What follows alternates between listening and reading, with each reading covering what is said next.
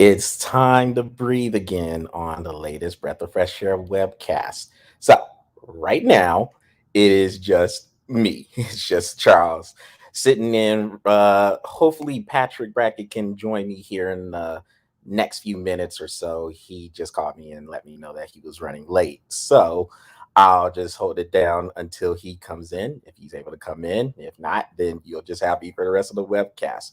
But it'll still be a lot of fun because we have a lot to cover. So, um, I guess we can start with college football. Now, as you guys know, Patrick is a huge Georgia Bulldogs fan. And it wasn't a great result for the Bulldogs. You guys remember we both had the Bulldogs beating the Alabama Crimson Tide, and we both had some pretty solid scores from them doing that. I think mine was 31-17.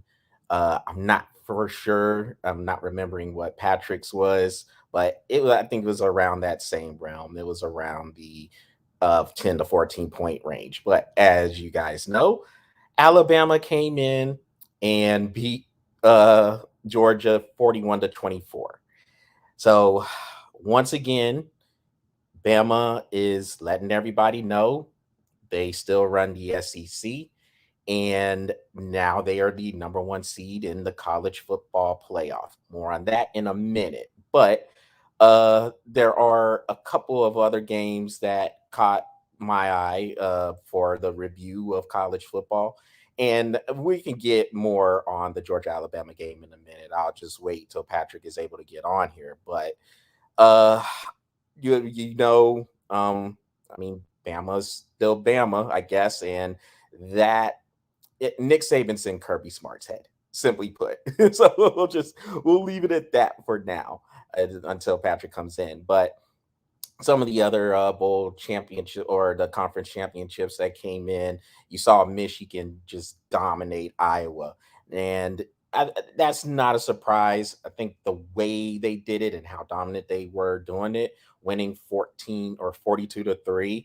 I mean, I figured they would beat Iowa pretty solidly because Iowa just struggles to score. They cannot score the ball at all. But I mean, Michigan came in and destroyed them 42-3, and now they're the number two seed in the college football playoff.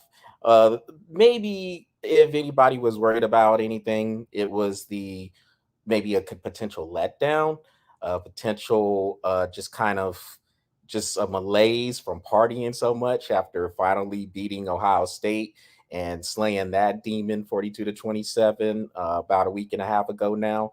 But Michigan made sure they came in focused, they came in ready to play, and they left no doubt about their spot in the college football playoffs. So lots of credit goes to Michigan on there. And the Big 12 championship game was a good one. That ended up being really good between Baylor and Oklahoma State. Baylor winning on a goal line stand, 21-16. So give them credit. I mentioned, or I haven't mentioned Cincinnati yet. I'd be remiss if I didn't mention Cincinnati. They came in, and that game was pretty close after the first half. It was 14-13 at the half with them in Houston. And then in the third quarter, they came in and just blew the doors off of Houston and ended up winning 35-20. And then you had, so that was the American Athletic Conference Championship game. And then you had the ACC Championship game. You had Pittsburgh winning that conference, beating Wake Forest 45-21. And then in the Pac 12 championship game, which actually happened on Friday, it was pretty much rinse and repeat for that one. Utah came in, whooped Oregon again. They beat them 38-7 a couple of weeks ago in Salt Lake City, and then they beat them 38-10 in the championship game. Just a carbon copy of what happened. And if you're Oregon, I mean, it's been some tough days for Oregon. They just lost their head coach to Miami as well. Oh, wait a minute, y'all. All right. So Patrick is here. Let's bring him in. What's up? What's up? Patrick. A little late. You're It's right, been a man. day. It's just 5 minutes in. I didn't get too much into Georgia and Alabama. I mean, I figured I'd just kind Blech, of wait for that one. blech. So, Sorry ass team. so man, look, I was just kind of breaking down all the championship Saturday and the conference championship games that had happened. So talked about Michigan and how dominant they looked. The Big 12 championship game was a good one, and I mentioned the ACC with Pittsburgh whooping Wake Forest, and and of course Cincinnati winning the American Athletic Conference championship one. I Mhm. didn't get too much in the SEC one because I wanted you to come in and talk about the you can't just act like this didn't happen, Patrick. You're Blech. gonna talk about this. At least you Oh, don't we'll have to talk wear an about it. Alabama jersey. I'll piss on an Alabama jersey. I'm bitter and sour about it. It has been a I, bad 2 weeks. I bet, man. I can understand it. The main thing I did say was both of us. We both had Georgia winning. We did, and Alabama still runs the SEC, man. I mean, Yeah. as best as you can say it, man. I mean, okay, obviously you're not happy about it, but what are your thoughts just on what you saw? Overall on all the championship weekend. Yeah, and Okay. then Yeah, of because I course could I could I could shoot through this pretty quickly. Utah and Oregon, man. What can we say about Oregon that we have not already said for the past 14 weeks? They are a good team, but when faced with true adversity, they can't overcome. They're like Georgia, truthfully. They're a good team, but playing against Utah was just a much better team. They were far more sound when it come to all aspects of the game, and Oregon just couldn't score on that team. So, um, congratulations to Utah. It was a hard fought game and well deserved for Utah. Moving over to Baylor and Oklahoma State. Um, Baylor won that game by far more than what that score says. I know that it was 21-16, but man, Baylor Baylor dominated that game far more than what that score says. Uh, Oklahoma, give credit to Oklahoma for what they did all season, finally getting past Oklahoma. But when it's all said and done, man, Baylor really had their number on Saturday. Really did. The biggest game, which was I thought was probably one of the best games being played all Saturday, Utah State coming through and beating San Diego State. that was a whooping. That was that was a shock. I did not see Yeah, that. that was a I think I whooping. even was watching like College Game Day, and they had like 95% of America had San Diego State winning that game, and Utah State came in and absolutely dominated all four aspects of the game. I know there's three: offense, defense, special teams, and bench. They were better on the bench than San Diego State was. That was Yeah, like the best has played. That was phenomenal. get, Um, getting better performances from the Gatorade. Was yeah, that? must Yeah. have. They put something in that Gatorade. They came out. They put some whip ass in that Gatorade. Is what they did. Appalachian State uh, gets them raging Cajuns. Man, that was a good game. Um, and congratulations to Baylor and Utah State as well as the Raging Cajuns as well. But Cincinnati, Houston, congratulations to Cincinnati. They got into the top four, so congratulations to them. Uh, Beating a really good Houston team and getting into those that playoffs. Uh, Pitt beating Wake, man. I mean, I know I had Wake Forest winning that game, but Pitt came to play that game. So congratulations to Pitt. Michigan completely showing that they are out. They are in a league of their own right now, putting it on an Iowa team that has been really good all season, but Michigan just was a better team. So that brings me down to Sad Street, Alabama and Georgia. Was a bad time for or was a bad time for Georgia to finally run into a game where they just did not dominate. It was an unfortunate time, and truthfully, I think this Georgia team still can beat Alabama. But yeah, you don't say nothing until your team wins. LSU fan, yeah, I'm calling it. But I think Alabama listened to everybody and what was going on. I think Alabama came in with a chip on their shoulder, did not like what the press was saying, wasn't liking what the fans were saying, wasn't liking anything that was going on with Georgia, and they were going to put a stop to it. And they did. Okay, so this was Bear. Just in case y'all are wondering what I was laughing at, Bear is the Alabama slash LSU fan I always talk about.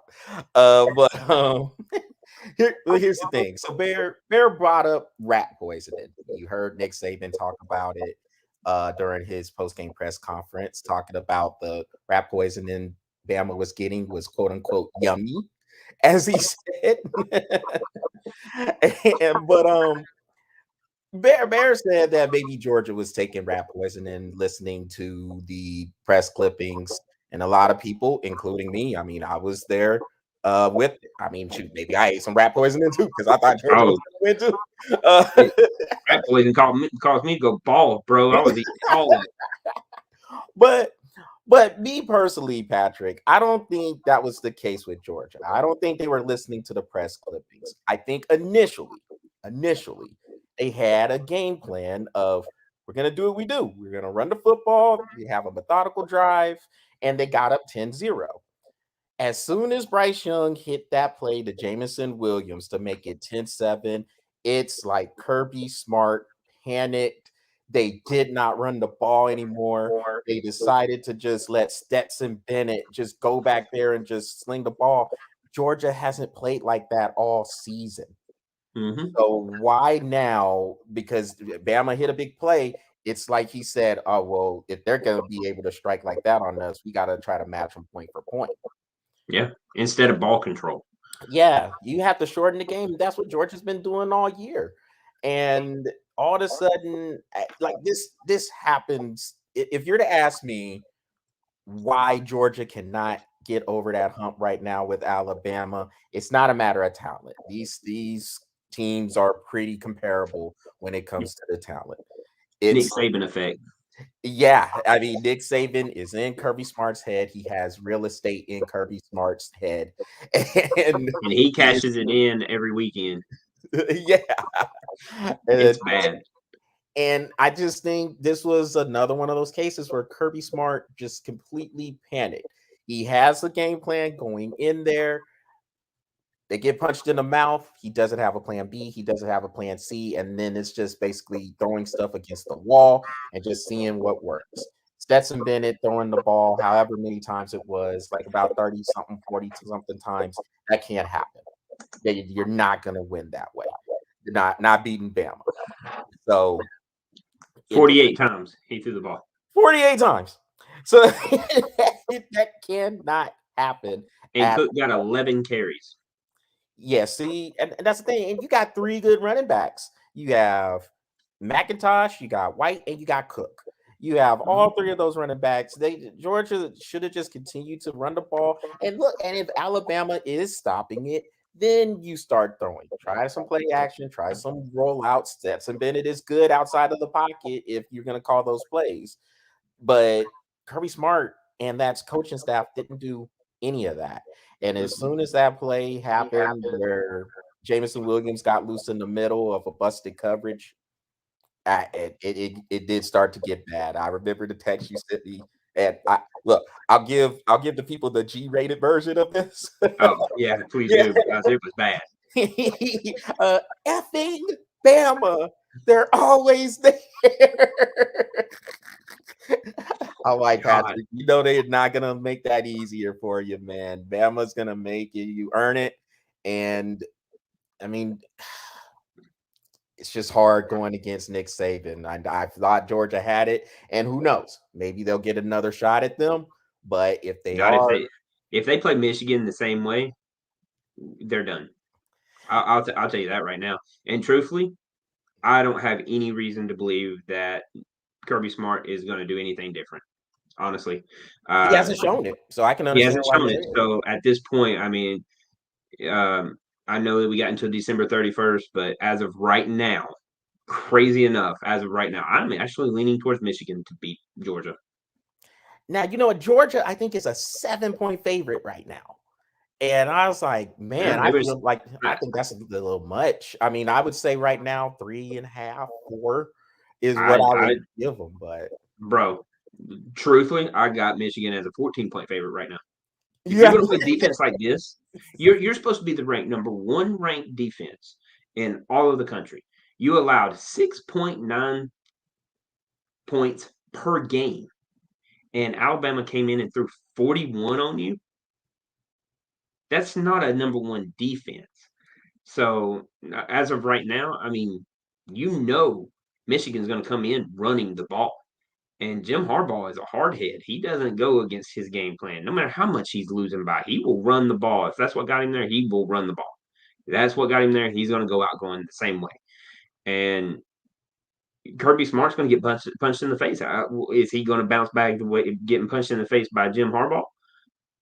No, I haven't seen it.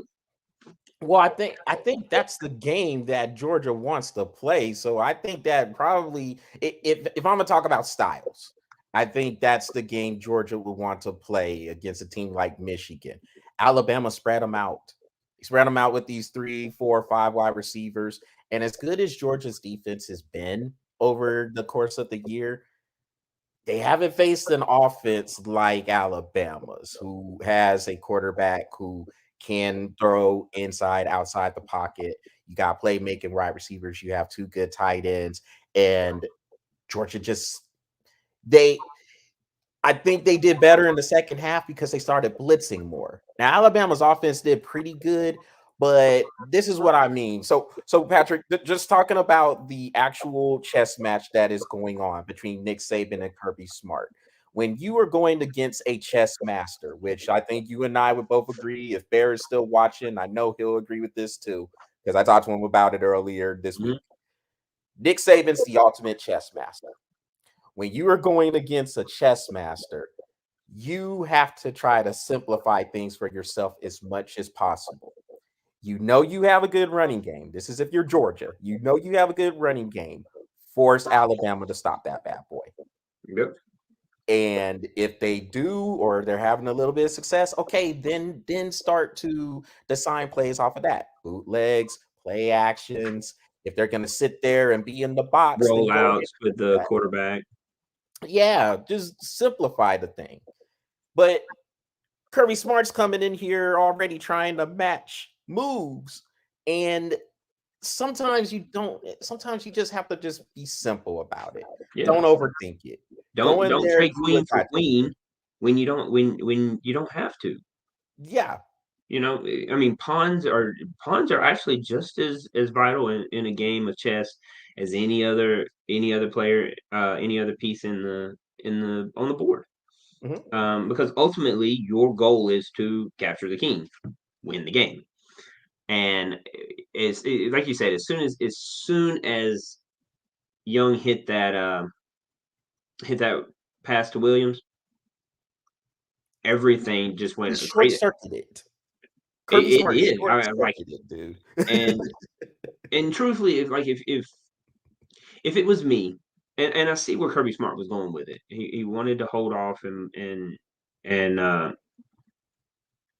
keep Stetson Bennett in the game. I get it. I understand it's who he got him there, but throwing 50 times, Stetson Bennett's not made to throw 50 times. He's made to throw 20, 25 at the most. But you're running the ball, and for Cook to get 11 carries and 38 yards, that's ridiculous. Kirby Smart panicked. Offensive coordinator panicked. All of Georgia panicked. everybody panicked because as soon as he hit that, I said the same thing. I was like, how in the hell does he get in our secondary like that? And he's got 4 speeds. You know what I'm Bust, saying? horrible bust in the middle of that defense. Yeah. Well, it was a horrible bust from the line. Like, if you even go back and watch the play, he had him beat from the line. Nobody Yeah. even bumped him, nothing. He just, oh, okay, hit that slant and was gone. And he's got, like you said, he's got 4 speeds. He goes from slow to see you tomorrow, bro. It's so quick. But no, I mean, congratulations to Alabama again, because apparently we're not going to slay our demon anytime soon, truthfully. So congratulations to Alabama. That was the whole point of that, was to congratulate Alabama to a SEC championship, and to hopes that Nick Saban gets the hell out of Alabama one day, because he needs to retire his old ass. Tired of looking at him. Patrick, 41-24 was the final score. That was also the final score the last time y'all played them too. You want to know? So you want to know an interesting fact about that? What's that? Alabama has us 41-25 now. Last year it was 41-24 as a In record, the all-time rivalry. all-time rivalry. Yep. Go figure, right? They have owned us. I can say this though: we're undefeated against Oklahoma, so I'm good. Okay, yeah. And it's recent, so it is after 2005. So it is. We're still we still got a missing persons report out for him. So he but gets the replay, I guess. But congratulations to all those teams who won in championship week. Well deserved, and definitely well earned. Well, Patrick, now real quick, man. So we had mentioned the college football playoff. You got your top 4 teams: Alabama, Michigan, Georgia, and Cincinnati in that order. So, any since this is the final one, this is where people could have their gripes. Any gripes with this? Are you happy with how everything turned out with the rankings here? I mean, I have a few minor qualms about it. And I know where the committee's coming from with this. They don't want to see the second game again. And truthfully, they're probably hoping that Alabama and Georgia make it to the national championship again, because 65 to 70% of all the money that comes from to the college championship is from the SEC. So you're welcome. So they're probably hoping for that again. But I do feel that if you were going to do it right, I kind of felt that Michigan probably should have went 1, Alabama 2, Georgia 3, and Cincinnati 4. And if they weren't going to do that, and they really wanted to not see that Alabama Georgia game again, then Georgia should have dropped to 4. Initially, or essentially, it would have been the same outcome: Cincinnati versus Alabama, Michigan versus Georgia. But instead of Georgia playing in Miami with Michigan, they would have been playing in Arlington, Texas, which can change a lot because it's a little bit easier for Michigan, to travel to. And then Alabama and Cincinnati would have been playing in Miami. But I mean, I just kind of felt that the way Michigan owned what they did all season, and granted, I mean, I know Alabama was in the same situation, 12-1, but I just don't feel Alabama should have jumped Michigan. I think Michigan should be holding that number 1 spot, but like I said, essentially it's going to be the same thing, because I really do felt that Georgia probably should have dropped to 4 on that. I don't really agree that they should have a number 3 ranking, because the way they got dominated against Alabama. And then Cincinnati did what they were supposed to do. They're undefeated. I don't know why they don't get to move up. So I kind of felt that just those little minor things that I felt should have happened. But the committee probably did not want to see that Alabama Georgia game, very next game. which is probably something that's a good thing for Georgia because they can get their shit right. They can get their heads right and play a good game against Michigan. Maybe build some more confidence before they, granted if they win that game, get some more confidence before they play Alabama because Alabama's probably going to put a hurting on Cincinnati. Yeah, gotta make sure we have a censor button next to you, man. I mean, you know what? It's hard to catch it on live anyway, so whatever. Yeah, it is. No, but the committee. All right, Patrick. You know I don't use this word a lot with the committee, but they were consistent with this one. We knew going in if Cincinnati was going to take care of their business and go undefeated, they were probably going to be in, but we also knew they were probably not going to get any higher than number 4. We Yeah, still know at its core, this is a Power 5 invitational, and they're not trying, they weren't trying to put a group of 5 team in. I don't care what the spokesman, that dude has to say, they're not trying to put any group of 5 teams in. And if they were able to do it, they get in that 4th spot. So they yeah, can play the number 1. So that's consistent. Number 2 is as in regards to Michigan and Alabama, they were consistent on this one as well. Reason being is because when Michigan beat Ohio State was 2 at the time. Granted, Bama struggled to beat an unranked Auburn team. But I think we both knew if Michigan was able to beat Ohio State that week, they were going to leapfrog Bama, just simply because it was number 2. hmm This particular week, Alabama beat the number 1 team in the nation, and they were going to leapfrog Michigan, even though Michigan looked damn impressive. I mean, that yeah. they looked really good against Iowa. And in But personal opinion, I think they probably was the best looking team outside of Utah State. I think they were the best looking team all weekend. yeah, Utah looked great too, man. God, they look so good. but yeah, and so in that regard, if Alabama beat the number 1 team in the nation, they were gonna leapfrog Michigan. And so I knew just going in, like I know we had texted about it after the game. And that's why I said I was like, man, all right, they're not gonna put Bama and Georgia in the same bracket. They're probably gonna give Alabama the number 1 ranking because they beat number 1 Georgia. So for me, and you know I gripe all the time about the committee, but I mean it was made easier for them because everything worked out the way Yeah, they would have liked to. So, I mean, I guess we'll see how things are going to be interesting. It's definitely going to be interesting to see how Cincinnati does against Alabama in the playoff. The Michigan Georgia game is going to be smash mouth. I think this is going to be 3 yards in a cloud of dust. I can see this being. And maybe Georgia needs to go ahead, go back to the drawing board, and just run the ball. Well, I wouldn't be surprised if Kirby Smart ran the ball 60 times. Maybe he pulls a Bill Belichick. Oh, more on that in a minute when we get into the NFL, when we start talking about the Patriots. But uh since all right, well, I mean, shoot, Patrick, I mean, I guess we're done with college, man. I mean, do you have anything else to add before we move on to the NFL? just one thing. Mhm. SEC, they put 12 teams out of 14 in a bowl game this year. Just thought I might say that.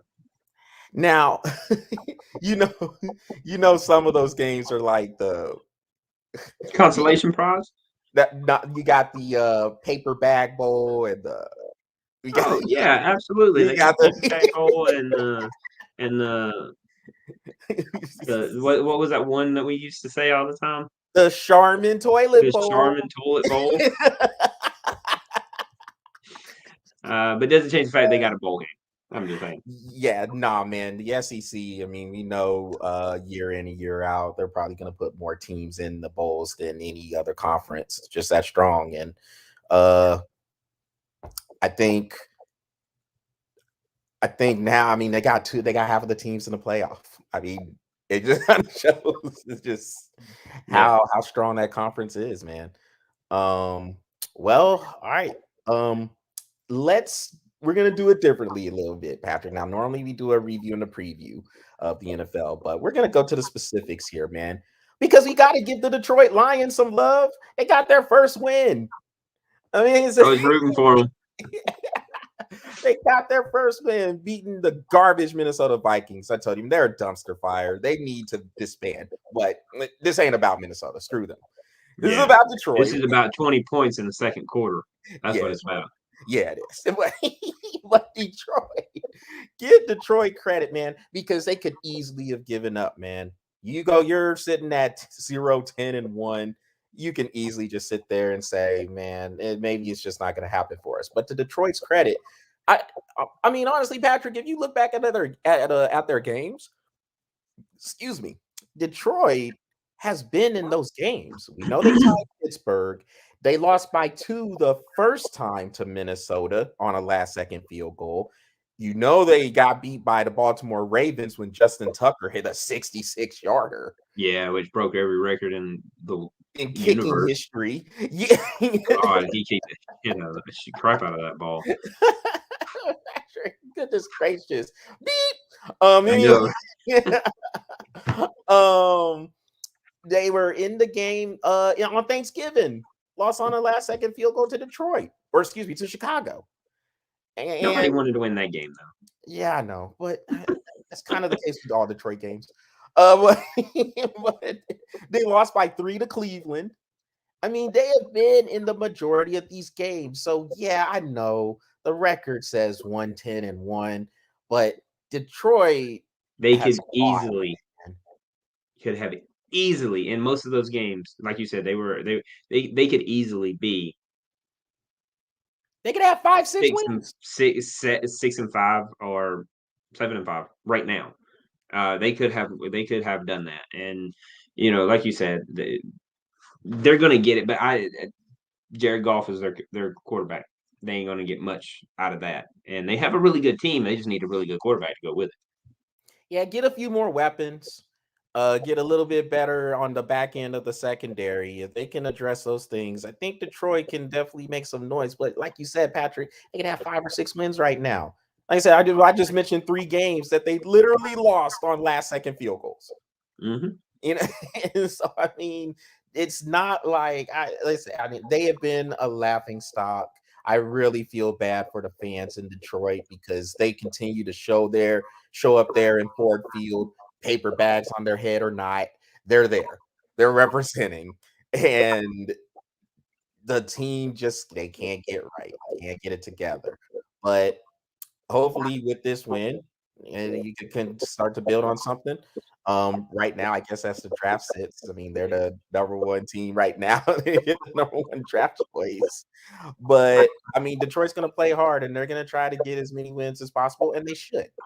Yeah, they absolutely should, because regardless of where they go now, they can actually see what their team is made of, and they're Mhm. still going to get the number one draft pick. Yeah, So, and another thing, Patrick, they already got every draft pick from the Rams anyway in the Matthew Stafford trade. yeah, So So I gotta see how that's gonna work. So Detroit got what? They got 2 1s and a 3, right? For Stafford? they got 2 1s and 2 1s, a three, and then money for Stafford And cash. and cash, and a lot of it too, actually. So they're gonna have 2 1s and a 3 just from that trade alone. That's not even counting the normal picks they might have. Normally, the team has about 7 or 8 picks in a draft, going from rounds 1 to 7. I mean, literally, I think they got four. I think they got 4 picks, or 3 picks, definitely in the first round.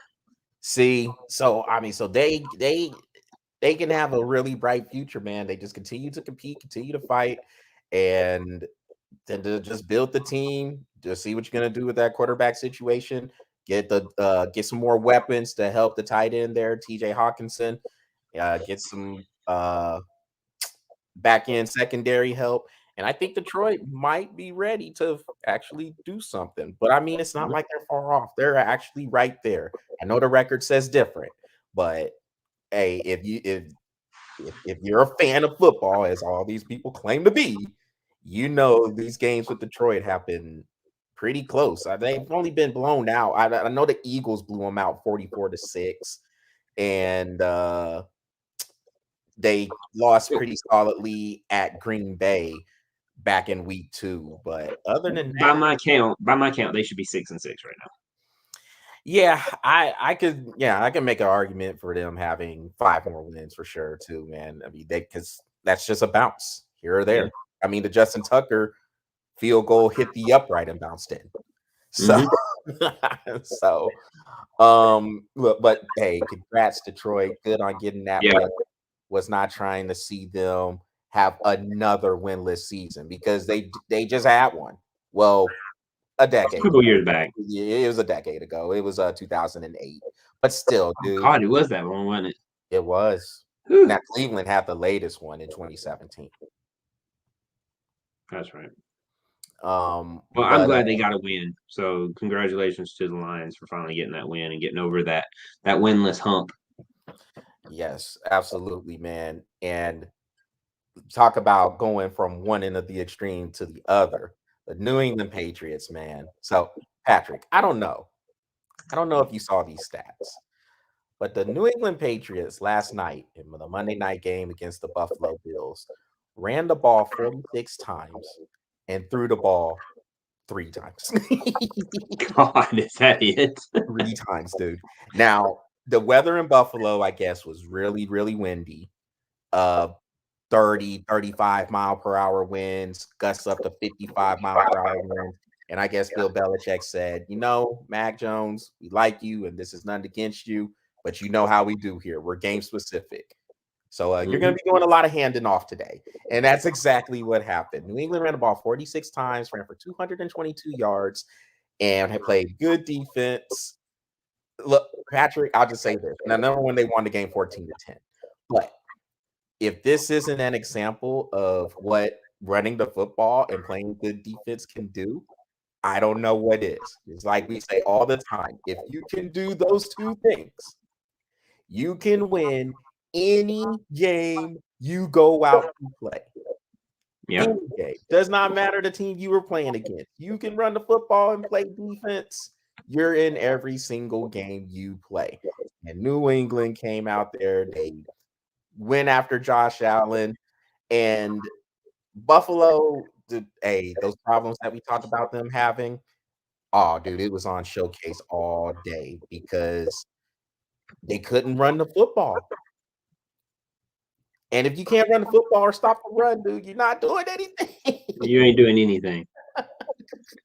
Good Lord. Yeah, Mac Jones went 2 for 3 for 19 yards. Yeah.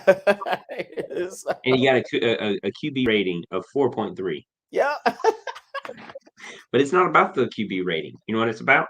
Wins. Wins. And Mac Jones, he probably was like, I don't give a crap what my QB rating is. If we win, we win, and I'm good. This Because you look at this record at 9-4. What? God, they only best got in 8 the games. AFC.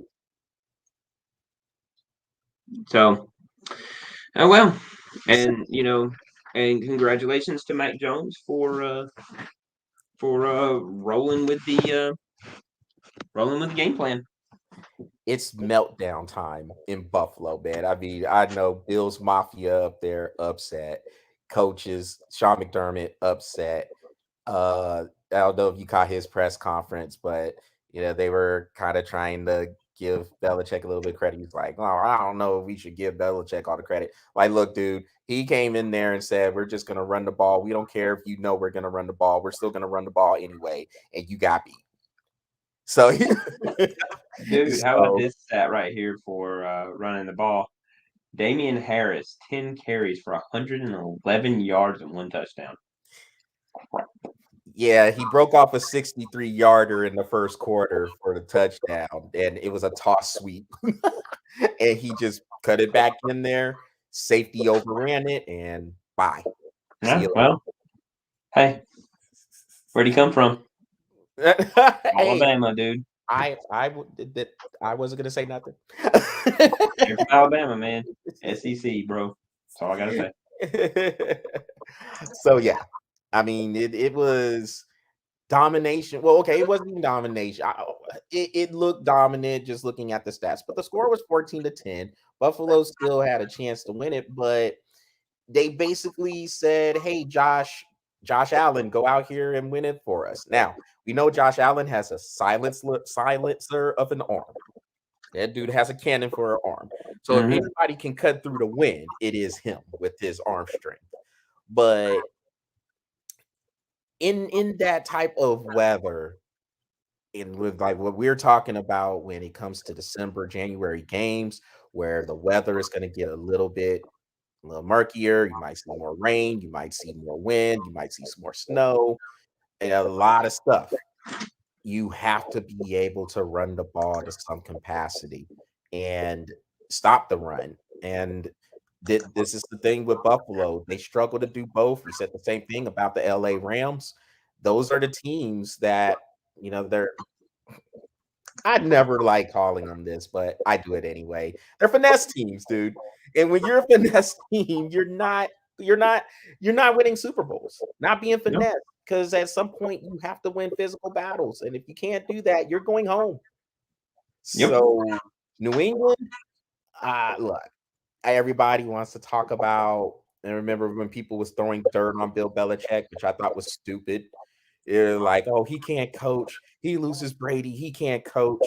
Really, y'all? Come on. Like, I mean, that was, we said it on this show. That's dumb. Like, Yeah, that's just stupid comments, dude. That's just very, people who just don't understand the game. yeah, exactly. Very stupid comments. You're gonna throw down on that dude? Give me a break. Out of all dudes, if anybody has earned any type of validation, it's Bill Belichick. Absolutely. Agreed. Well, Patrick, going back, I mean, was there anything else that caught your eye reviewing last week's action? Um. So what was the game? It was one game. Oh my god. So I was Detroit. Obviously, I was really impressed with that. Um. I'm not gonna say they got right, but they did get right against Jacksonville. So the Rams did their thing. But the Pittsburgh Baltimore game was very interesting. It was a 1 point game. But both teams, I don't really know if it was like sloppy play or if it was just good play. I don't really know. It was a heavily penalized game, I and call it Ravens Steelers, man. Those games are yeah, always tight, they're always tight, physical, sloppy, but yet a little good. sloppy You know what good. I'm saying? Yeah. It was just a weird game to watch. You know what I'm saying? But yeah, they did their Pittsburgh pulled it out for at home. And then Kansas City and Denver. That ended up not being as eventful as I thought it was going to be. Yeah, look, hey, Kansas City, they're dangerous. I'm gonna go ahead and say it, man. If they're gonna play defense like this, you know, you you you think the offense is going to start to get to a point where they can start putting more points up on the board. But to me, if Kansas City is winning games like this, that's way more dangerous for the rest of the league, because this is a team now that they're saying they can win multiple ways now. Yeah. And what we knew about Kansas City, it was all about the offense. Patrick Mahomes throwing to Tyreek Hill, throwing to Travis Kelsey, whatever other shiny new toys they had. And then they may get to the Super Bowl and they might win or they might not. I mean, they beat us. And then, of course, they lost to Tampa Bay last year. Us as in the 49ers. If y'all didn't remember, I was a 49er fan. But but the this Kansas City team right now, I mean, that defense, they're getting the ball, they're turning people over, they're strong against the run. And Patrick Mahomes is, I'll say he's playing smart football. If it's not there, he's actually not taking the unnecessary risk. He's taking check the dump off and the check downs and Hmm. the intermediate routes, or he might run it himself. He's playing a smart game and just taking what the defense gives him. So if you're to ask me, Patrick, right now, them and the Patriots look the strongest right now in the AFC. Yeah, I would agree. And you know how I feel about the Patriots, man. Mac Jones, dude, he's the truth. For me, man, yeah, I mean, I didn't have too much. The Chargers and Bengals game was interesting. It's the battle of teams that, I mean, you get high about them and then they'll let you down the next week. So, I mean, this week it was the Chargers' turn to hype everybody up, and they'll probably lose to the Giants next week. Yeah, But and then, yeah, Kansas City. We mentioned New England. We mentioned Detroit getting the win.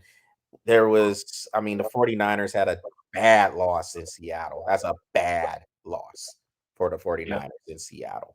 And one more, Patrick, the Washington football team, Team Generic, baby. They back in the race. They went to Las Vegas and beat the Raiders. Now all of a sudden they are in the playoff hunt, sitting at 6-6, and they are 2 games behind the Dallas Cowboys in the NFC East.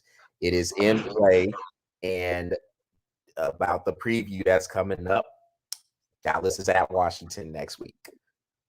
So, so that that's one of the preview games that Ice had on there. What do you have for the preview?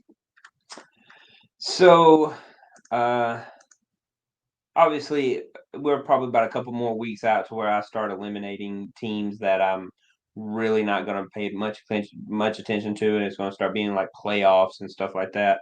But we are still not there yet. Almost. But you know, it's going to be an interesting game. Well, New Orleans versus the Jets. New Orleans, the Jets could beat them. The Jets could beat them, and they might. Now what is the truthfully what the peak interest for me is the Sunday 12 p.m. game, Dallas versus Washington. That's going to be an interesting game because, like you said, you know Washington's back in the in that race, being 2 games behind, and a win could definitely put them um, in striking distance of Dallas. They're gonna play So them twice in three yeah, weeks. yeah, they're going to play them twice in 3 weeks. So I think you got them this week, and then who they got next week, I think it's the Eagles and then the Cowboys and again. then the Cowboys again in Dallas. Yeah, So that's going to be an interesting, interesting month, so to speak, because this could definitely put Washington right on the map and ready to win that conference if they could beat Dallas twice. Um, then another interesting would be Detroit and Denver. What is that confidence of finally getting a win?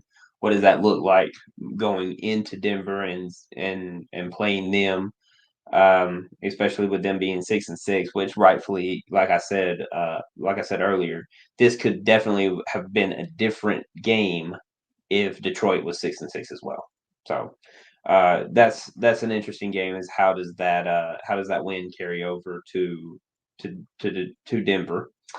Um, Buffalo Tampa Bay is an interesting game, and Chicago Green Bay always an interesting game. And then San Francisco and Cincinnati. Those are the ones I'm paying the closest attention to is those games. yeah. Buffalo. This could get ugly for Buffalo, and now they're sitting at 7-5. We know the AFC is compact, to say the least. You have literally, Patrick, 12 teams. I think like 12 teams within a game and a half of each other. Like it's something stupid like that. Like it might be a little bit less, but you got double digit teams that are right there in the mix. And Buffalo at 7-5 now they're in a little bit of trouble if they don't turn this thing around because your division leaders right now, obviously New England's leading the AFC East. You got Tennessee at 8-4 in the AFC South. The Ravens are at 8-4 leading the North, and the Chiefs are 8-4 leading the West. And then you have the Chargers, Bengals, and Bills, I think, are your wild cards right now, and all of them are 7-5. Mm-hmm. So then you got the Colts 7-6. The Steelers are 6-1. Oakland 6-6. Oakland, Las Vegas is 6-6. Denver 6-6. The Colts are 7-6, if I didn't mention them already. So I mean, that's 11 teams that I just named right there that are all within a game and a half of each other. Like it's something stupid, or two within the loss column. Put it that way. And the It's crazy thing about that is only 4 teams out of the entire AFC is below 500. exactly, yeah. Cleveland 6-6 too, and Yep. so I mean, it is really tight. So Buffalo, I'm looking at their schedule here. They're at Tampa Bay. They're gonna play another game against the Patriots. This one will be in Foxborough. Buffalo has some difficult games there. If they don't get it together, they can find themselves out, like Hmm. out. Yeah. So, Because, I mean, as it stands right now, they would have right now the wild card is so tight that is it's insane. Buffalo 7-5, Cincinnati 7-5, Indianapolis 7-6, mhm. Chargers 7-5. And I mean, you're looking at a three-way tie because right now you got the Colts would be holding the number one wild card, and then you'd have to see how it plays out because I don't know. I would have to go back and look at head-to-heads if Cincinnati and Buffalo and all of that stuff. But I mean, as of right now, if you just look at it record-wise, you got a three-way tie for the second spot in the wild card. That's what I'm saying, man. It's tight. And if Buffalo don't get it together, like you said, they're going to Tampa Bay and Foxborough. Those could Hmm. be losses. Well, I mean, I think Tampa Bay will beat them. And, and so it can get really tough for Buffalo. I mentioned go ahead. Oh, and I was just going to say this, and then you have Miami, Yep. Pittsburgh, Cleveland, Las Vegas, and Denver all one game behind. Yeah. So I mean, that's how tight that is. So I tell you, it's crazy tight in the AFC. And then yeah, we mentioned Dallas and Washington. I said, man, Team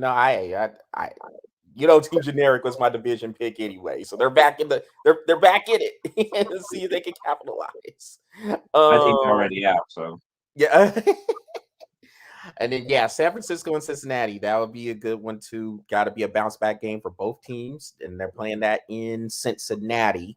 So yeah, gotta that would be interesting for sure. And the Rams and Cardinals on Monday night will be interesting because I want to see if the Cardinals can go ahead and basically solidify that division. They win this game, the division is pretty much theirs because they'll be 3 up and they would have swept the Rams. They could literally put a stranglehold on the division by winning this game against the Rams. And if the yeah, Cardinals are that team that a lot of people are saying they are, this this will go a little bit of a ways of proving it. Now, me personally, I don't know how you feel, but I still think in the NFC it's between the Bays. It's between Tampa and Green Bay right now for the team that can come out of there uh to represent the NFC in the Super Bowl. I think there's a gap between everybody else. I'm not quite sold on Arizona yet. You know what I mean? Because they haven't even been in the playoffs yet. yeah. So I got to see more. So, but other than that, Patrick, well, anything else to add? No, that's it. All right, Patrick. So before we get out, man, you remember we had talked about the story with the Chinese tennis player Peng Shuai, and I said this is a story that is worth monitoring to see what happens. Well, remember the last time we were talking about this, the Women's Tennis Association threatened to suspend any tournaments within China. Well, Patrick, the Women's Tennis Association pulled that trigger. They suspended everything, dude. They're like, we ain't doing nothing in China. This is, for the lack of a better word, a ballsy move by the WTA to come on through there and say, no, we're not going to stand for this. We still do not trust what you were putting out about Peng Shuai being okay, being fine. We're not trusting what the garbage ass IOC is putting out here in terms of, oh, well, we talked to her. I don't understand how anybody couldn't say she's fine. What? Really? So you taking their word for it? Of course you are. You got the Olympics there in 2 months. Of course you are. Of course you are. So you you don't want to lose that money. But we know the IOC trash. We know that about them. But this is huge because this is billions of dollars here that is basically on hold. Now, the key word is suspend. They didn't cancel. So basically, what they're saying, they're leaving the door open. They're saying, well, look, we're not going to do anything with y'all until you give us some concrete evidence that Peng Shuai is okay. But until you get that, we're Well, not then doing you're just it. your word, Yep. bro. She's dead. I know. I mean, I I I hate to hope be that. not, I mean, I man. hate to be that negative about it, but where's she at? Yeah, and yeah, China too is a propaganda machine as well. When with the way they want to put things out, put these statements out, basically saying everything that's going against them is a political show or whatever the case.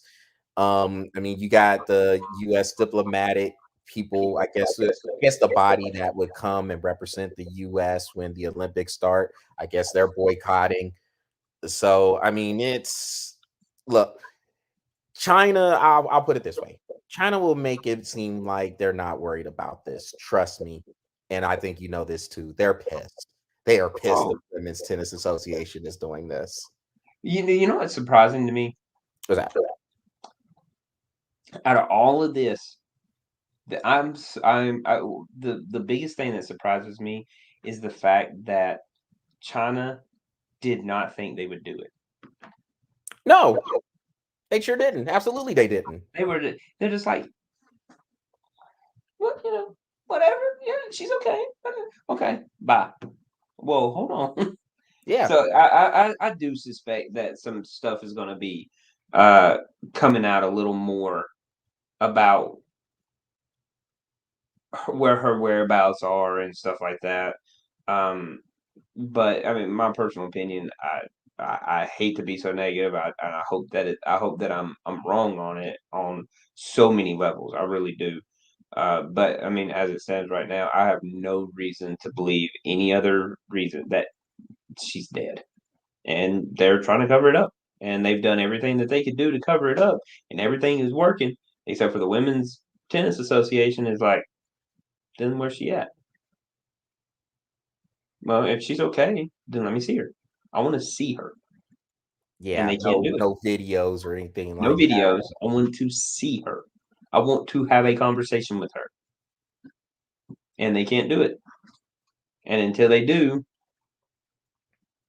she's dead, and they can't make it. So they're going to lose billions and billions and billions of dollars. I mean, estimated probably like what are we looking at? Women's It's Association I'll say four or one or five, two billion, at least 1 or 2 billion, at least maybe 1 or 2 billion, five. if not more, way more. Hmm. And the fact that they do that they have a championship over there every year, Hmm. and they're going to pull that. So China is in a world of hurt when it comes to that. Now, granted, they probably have $400 billion of U.S. money anyway, and the way we're inflating everything is freaking insanity. But I mean, as much as we inflate, our money ain't gonna be worth crap. So they might want to start thinking about showing a dead body at some point and start trying to lick their wounds and make it better for the women's association to come back in the future.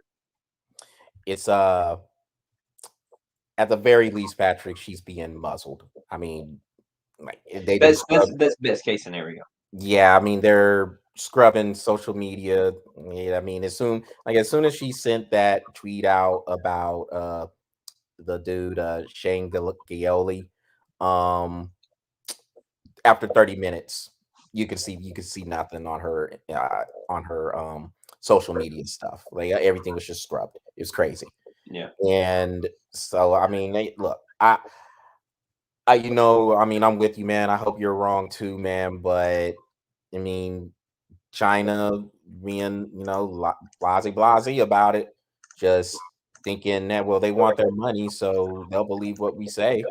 Women's Tennis Association did something that a lot of these other corporations are just not willing to do because they want that money and they They want to want that protect their money. profits. Women's Tennis Association said, nope, the safety of one of our players and human rights is going to be the priority here. And We good for them to do it. Yep, absolutely. I That like that is big the time best. kudos to them because the Absolutely. IOC's garbage ass didn't do it. The NBA couldn't do it. Didn't want to do it anyway. And so I mean, you got all these other organizations and businesses who do all this business with China, and they may say a statement, but they're not going to pull out of there. There's way too much money coming in from there. Yep. And so, yeah, I'm with you. Good on the Women's Tennis Association to do this. And if they're not gonna do it, their China's not gonna come through with anything, hopefully they stick to their guns and just take their business elsewhere. It's a ballsy move, It is. but Very. I am rooting for you. Women's Tennis Association, you got my vote. And with that, man, that will conclude the latest edition of the Breath of Fresh Air webcast. Y'all make sure y'all go to the Breath of Fresh Air YouTube channel and smash that subscribe button and keep the likes coming on the Breath of Fresh Air Facebook page. Everybody, have a good rest of the week. Uh, we'll do a webcast next week. God, Christmas is coming up so quick. Wow. All Yeah. right, so yeah, so we'll be here next week. Until then, until next time, everybody take care, have a good rest of the week, and we will talk to you very soon.